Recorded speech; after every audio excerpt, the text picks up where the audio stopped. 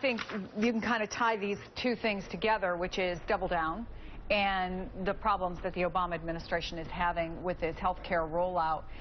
There is a moment in the book where they talk about, just before the second debate, the president's staff staged kind of what they called an intervention because they were so worried about his debate practice performances. And he told them about his lawyerly mind and that's why he sometimes had unsatisfying answers.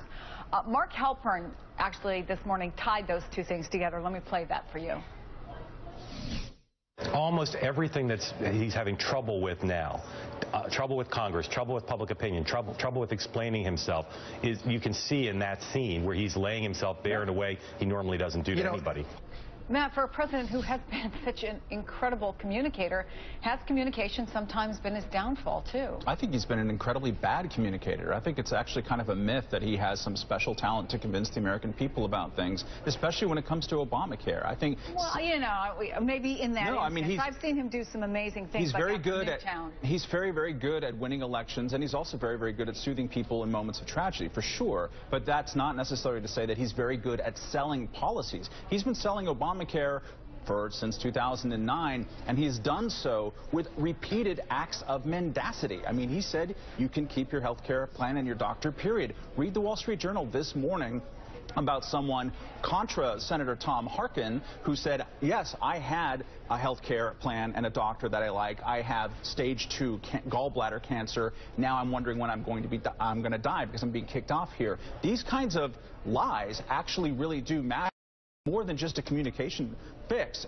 You actually have to stop having such a PR view of policy to sell policy in order to make your actual policy work better. So I think he has a very, very serious problem in his hands right now. He just had a Gallup poll come out, 40% approval rating, which is terrible.